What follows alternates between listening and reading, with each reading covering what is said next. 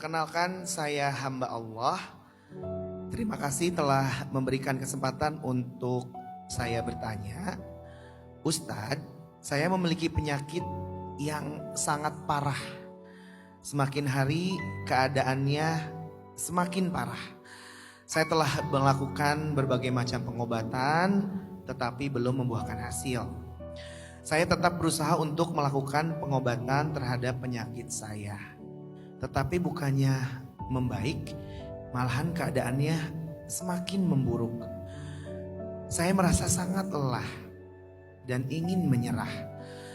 Ketika saya berada di titik pasrah, Allah membuka kebenaran yang selama ini tidak saya ketahui. Ternyata penyakit yang saya derita selama bertahun-tahun ini bukanlah penyakit biasa, melainkan penyakit kiriman atau buatan orang. Saya sangat hancur, Ustadz. Rasanya saya tidak bisa menerima takdir buruk yang saya alami. Tetapi saya bersyukur Allah membuka kebenaran itu. Tak lepas itu saja, hadir lagi ujian yang lainnya. Ada orang jahat yang ingin menghancurkan keluarga saya. Bukan cuma sekali, tetapi berkali-kali. Dia buat rumah saya terasa panas auranya dan ingin merenggut harta benda kami.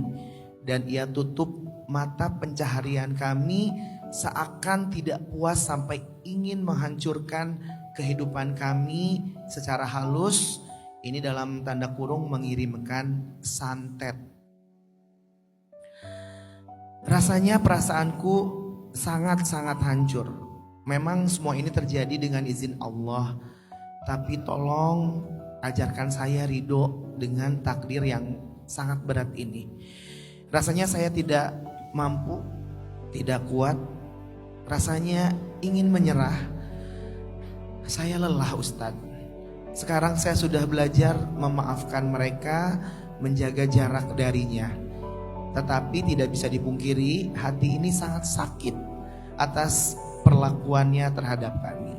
Saya belajar mengikhlaskannya, tetapi hati ini belum ikhlas, belum ridho, karena sampai sekarang saya masih ketakutan, trauma, dan hati saya masih terluka. Saya tidak mempunyai keinginan untuk membalas, tetapi saya mengharapkan keadilan dari Allah atas perlakuan jahat mereka kepada saya.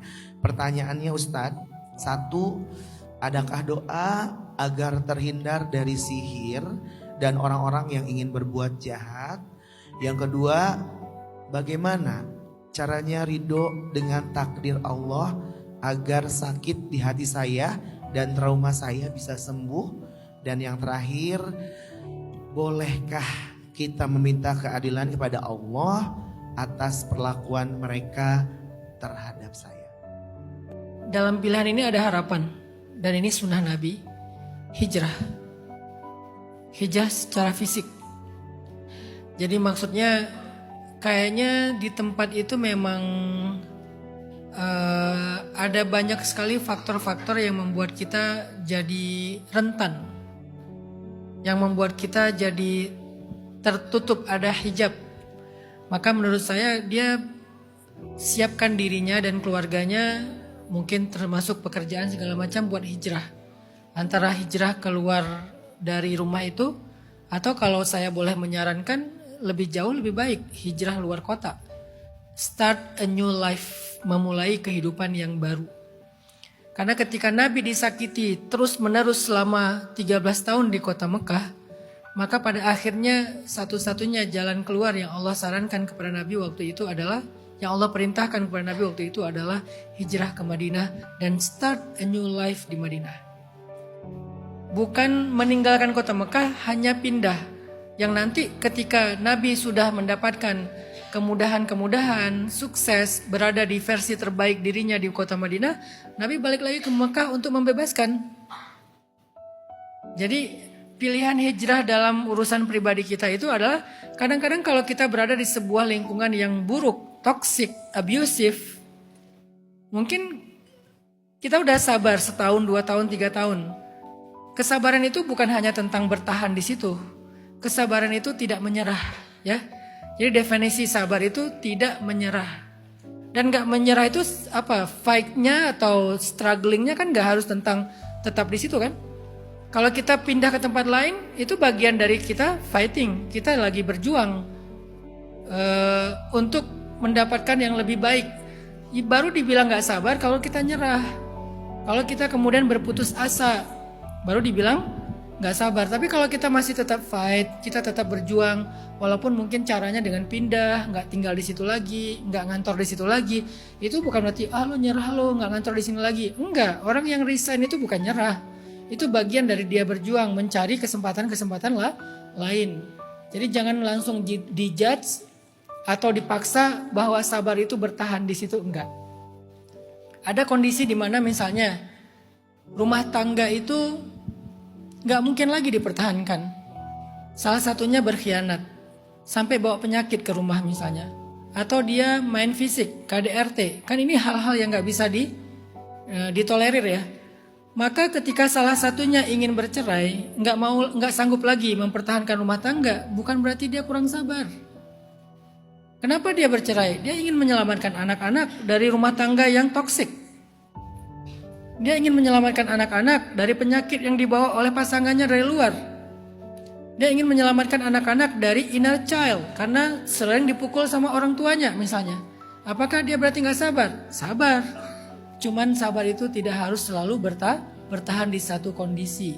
Yang penting dia bertahan untuk tetap berjuang. Maka hamba Allah kalau misalnya dirasa udah sabar sekian lama di situ ternyata emang nggak ada jalan keluar, menurut saya mungkin pilihan hijrah perlu difikirkan. Kalau bisa hijrah lebih jauh lebih bagus. Start a new life sampai benar-benar terputus aja hubungan dengan orang-orang yang abusive dan toxic tadi. Allah Subhanahu wa taala berfirman di dalam surat Al-Muzammil ayat 10 dan 11. Wasbir ala ma yaqulun wahjurhum hajran jamila. Bersabarlah terhadap ucapan-ucapan mereka dan tinggalkanlah mereka dengan cara baik-baik. Tinggalkanlah.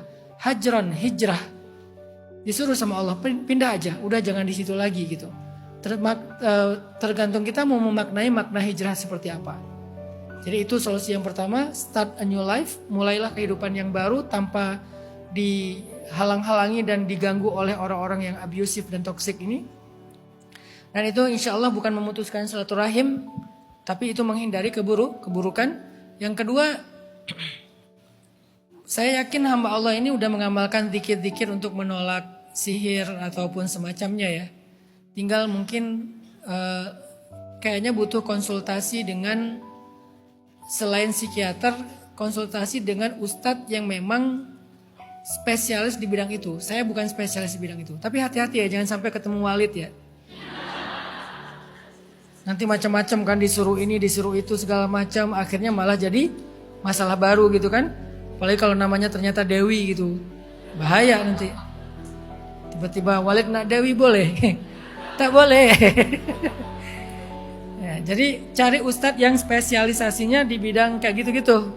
Masalah sihir, masalah ruqyah, masalah kesurupan, masalah guna-guna kayak gitu-gitu. Kebenaran saya bukan spesialis ya sihir. Saya spesialisasi anak muda nongkrong. Jadi agak kurang terlalu mendalam literasi tentang persihiran.